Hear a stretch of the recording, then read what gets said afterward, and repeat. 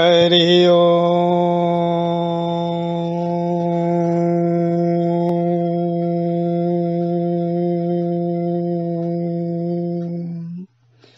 बोलिए श्री सद्गुरु भगवान की जय। बोलिए श्री गणपति महाराज की जय। बोलिए श्री गौरी शंकर भगवान की जय।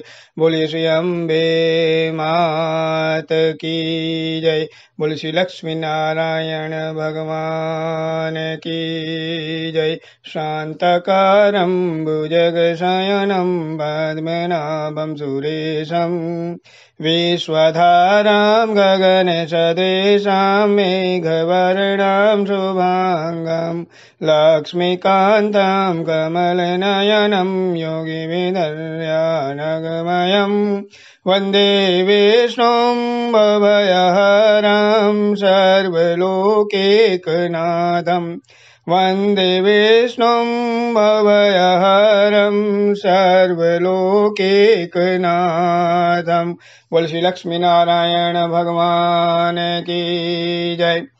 अश्री माघ मास महात्म्य कथा, अश्री द्वितीय अध्याय। श्री सूत जी महाराज कहते हैं, ऋषिगणों, मैं आपको अत्यंत पवित्र माघ मास महात्म्य की कथा का वर्णन कर रहा हूं। इस कथा का वर्णन भगवान शिव ने मां पार्वती से भी किया था। तो आइए अब हम कथा में आगे की ओर बढ़ते हैं। सूत जी महाराज कहते हैं, ऋषिगणों, भगवान शंकर मां पार्वती से कह रहे हैं कि हे देवी,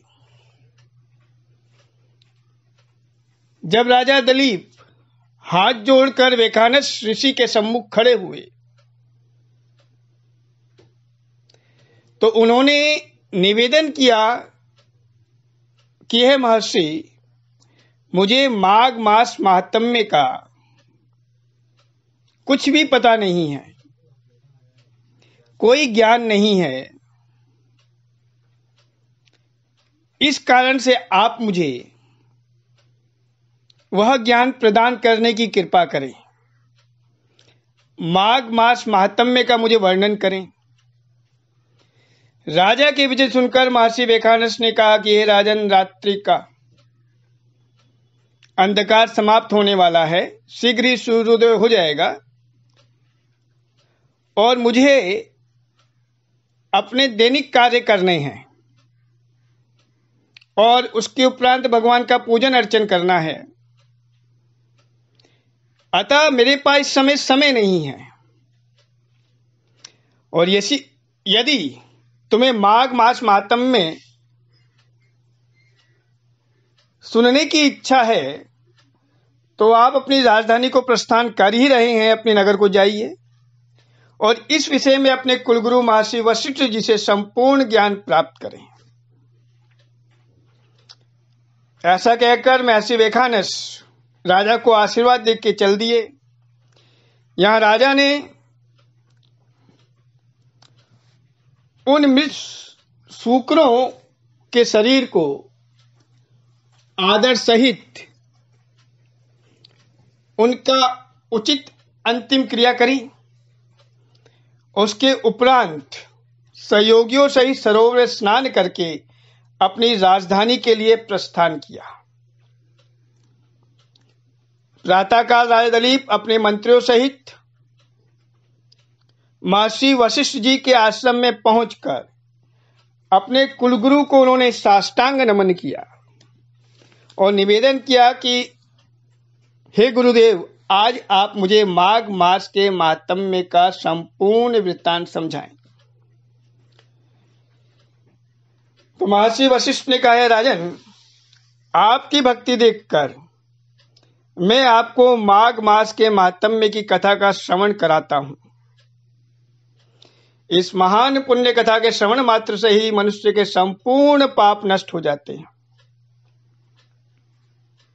आप सावधान होकर इस माघ मास के महात्म्य का भक्ति भाव सहित श्रवण कीजिए। जो मनुष्य बिना अधिक काया कष्ट और दान पुण्य के मोक्ष को प्राप्त करना चाहता है, उसे माघ स्नान अवश्य करना चाहिए। प्रातः काल माघ महात्म्य की कथा अवश्य सुननी चाहिए। ऐसा करने वाला इस लोक में संपूर्ण सुखों को प्राप्त करता है।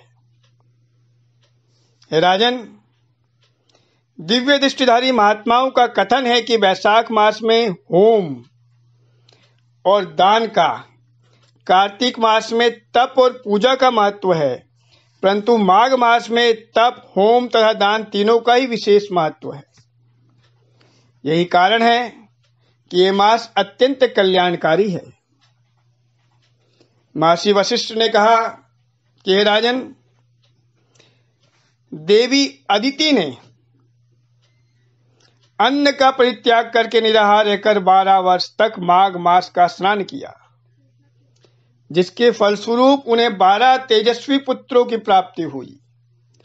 माघ मास स्नान से ही सुभगा, रोहिणी, अरुंधति महान धार्मिक नारियां दानशीला रूप से विख्यात हुई। माघ मास स्नान के द्वारा ही देवी इंद्राणी को इंद्र की अर्धांगिनी का पद प्राप्त हुआ, जिसके फलस्वरूप वह नाना प्रकार के दिव्य सुखों का उपभोग करती हुई स्वर्ग में निवास कर रही हैं। ऐसे अनेकों पुण्य आत्माएं हुई हैं जिन्होंने माघ में स्नान करके अपना जीवन सफल बनाया है। इसकी कथा का श्रवण करके पुण्य को प्राप्त किया है। महर्षि वशिष्ठ ने कहा है, राजन, वे पुण्यात्मा प्राणी धन्य है जो उत्तम वाद्य यंत्रों, गीतों तथा कीर्तन से युक्त होकर ईश्वर का ध्यान और आराधना करते हैं तथा माघ मास में स्नान करके जीवन धन्य करते हैं। जो पुण्यात्मा जन माघ मास में विधि विधान सहित भगवान लक्ष्मी नारायण का पूजन करते हैं, उनकी सभी मनोकामनाएं पूर्ण होती है। ऐसे व्यक्ति को जो पुण्य प्राप्त होता है, उनकी महिमा का वर्णन मैं कर नहीं सकता। हे राजन, माघ मास में दान की महिमा अत्यंत महत्वपूर्ण है। इस मास में व्यक्ति को अपनी सामर्थ्य के अनुसार कुछ ना कुछ दान अवश्य करना चाहिए, जैसे गुड़ का दान, अन्न का दान, तिलों का दान। सामर्थ्य के अनुसार कुछ ना कुछ दान अवश्य करें। इस मास में तिल दान का अत्यंत महत्व है, अतः प्रयास करके तिल और गुड़ का दान किसी सुयोग्य ब्राह्मण को कराना चाहिए। माघ मास में व्यक्ति नियम से भगवान की कथा का श्रवण करे। माघ मास में भगवान लक्ष्मी नारायण का ध्यान करे। जो मनुष्य माघ स्नान करते हैं तथा इसमें यथाशक्ति भरपूर दान करते हैं, उनको स्वर्ग प्राप्त होता है। इसलिए राजन, दान से अधिक पवित्र और श्रेष्ठ कुछ भी नहीं है। कलयुग में दान का अत्यंत महत्व है और दान की सुपात्र को अगर दिया जाए तो उसका महत्व कई गुना बढ़ जाता है। हे राजन, यही बात महर्षि भृगु ने मणि पर्वत पर स्थित विद्याधरों को बतलाई थी। इस प्रकार माघ मास महात्म्य में कथा द्वितीय अध्याय संपूर्णम। बोले श्री लक्ष्मी नारायण भगवान की जय। आह्वानम न जानामि विसर्जनम, पूजां चैव न जानामि सम्यतां परमेश्वरी। मंत्रहीनं क्रियाहीनं भक्तिहीनं सुरेश्वरी। यत्पूजितं मया देवी परिपूर्णं तदस्तु मे, परिपूर्णं तदस्तु मे, परिपूर्णं तदस्तु मे। जय जय श्री राधे, जय जय श्री राधे, जय जय श्री राधे। श्याम बोले जुगल जोड़ी सरकार की जय। आज के आनंद की जय। श्री विष्णवे नमः, श्री विष्णवे नमः, श्री विष्णवे नमः। श्री हरे नमः, श्री हरे नमः, श्री हरे नमः। बहुत बहुत आभार।